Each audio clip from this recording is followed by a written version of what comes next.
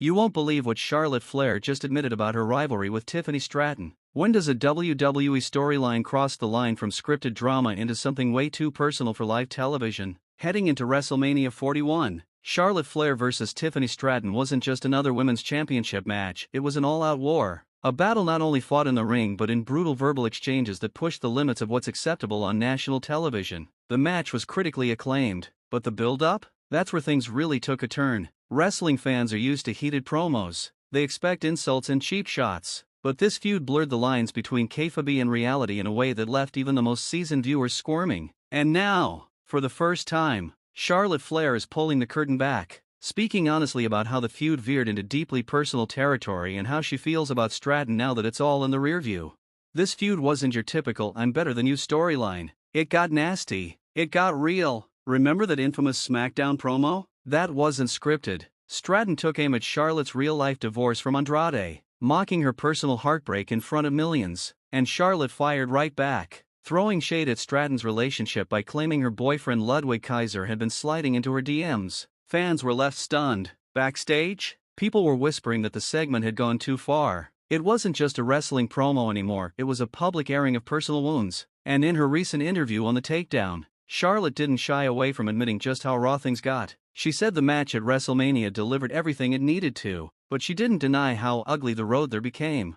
Despite the bitterness that built up between them, Charlotte showed some genuine sportsmanship when reflecting on Stratton's performance at WrestleMania. She gave her opponent credit where it was due, applauding Stratton not just for her in-ring ability but for how she rose to the occasion in the moment. Charlotte noted the visual spectacle of it all, the entrances, the storytelling, the physicality, and praised Stratton for stepping up. She showed up and showed out. Charlotte said, "That's a big deal coming from someone who's been at the top of the women's division for nearly a decade."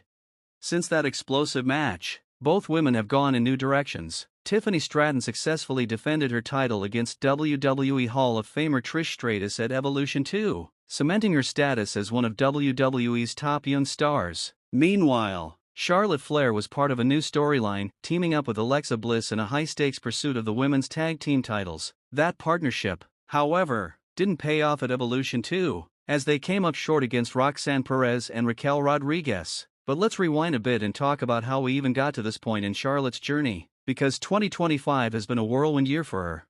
Charlotte had been out of action for all of 2024. In December of the previous year, she suffered a serious knee injury during a match on SmackDown, tearing her ACL, MCL, and meniscus. It was a crushing blow not just to her but to WWE's women's division. The Queen was forced to undergo surgery and miss a full calendar year. Fans wondered when or if she'd return. WWE, never wants to waste an opportunity, began teasing her return with mysterious video packages throughout December 2024. It was finally confirmed that Charlotte would make her comeback at the Royal Rumble.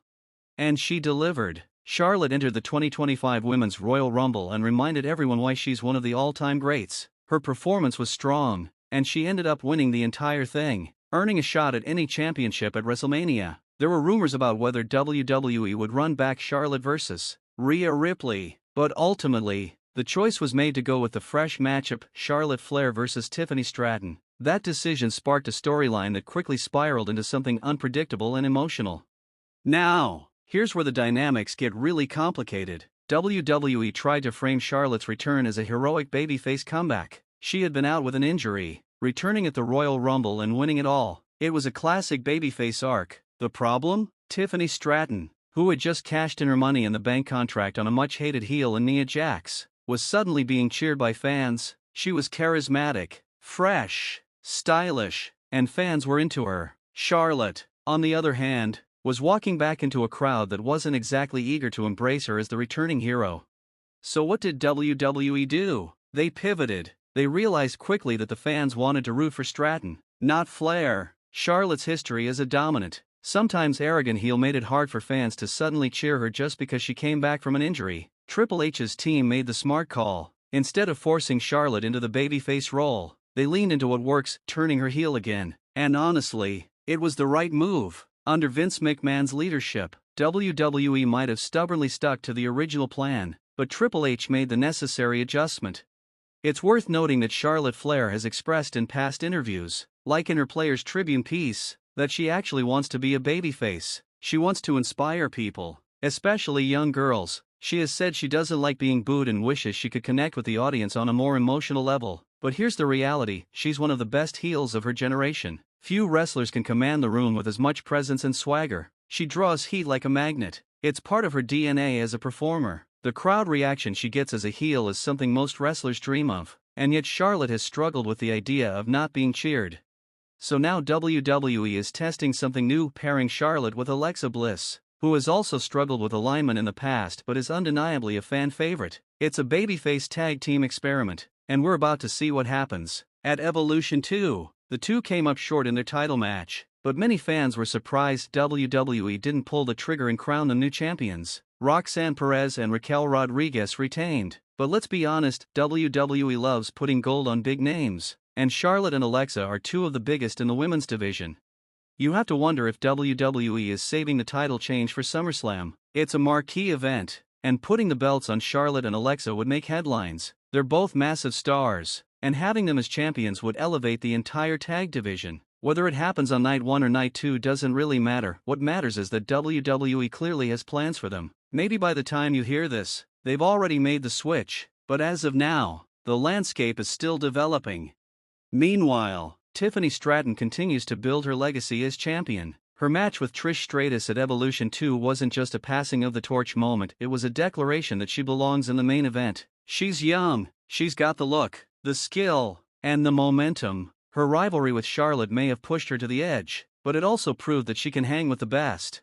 For Charlotte Flair, 2025 is a pivotal year. From returning from a devastating injury, to wrestling one of the most personal feuds in recent WWE history, to testing the waters of a babyface tag team run, she's in uncharted territory. It's not just about titles anymore, it's about legacy, evolution, and proving that she can adapt, whether or not fans choose to cheer her. One thing's for sure, Charlotte Flair will always be in the conversation when it comes to the greatest women in WWE history. But for now, all eyes are on what's next. Will Charlotte and Alexa get another shot at the tag titles? Will Charlotte finally get the babyface run she's always dreamed of? Or will the fans continue to reject it in favor of booing the queen? Will Tiffany Stratton continue to reign supreme, carving out her own legacy? These are the questions WWE fans are asking as we inch closer to SummerSlam and beyond. One thing's certain, when Charlotte Flair speaks, the wrestling world listens. And if her comments about her feud with Tiffany are any indication, this new chapter in her career is going to be anything but quiet.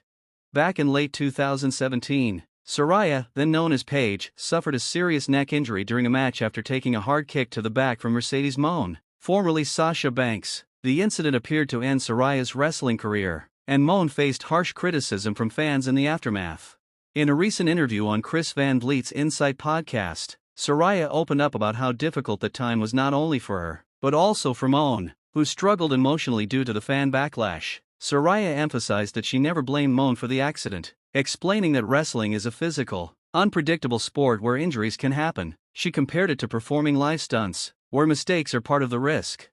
Saraya revealed that Moné battled depression after the incident, overwhelmed by the guilt and negative attention. But when Saraya was finally cleared to return to in-ring action years later, Moné was one of the first people she contacted. Saraya told her, "You don't have to feel bad anymore. I'm back," and shared that Moné was ecstatic. Now, with her AEW chapter closed and hints of a WWE return in the air, Saraya's story has come full circle.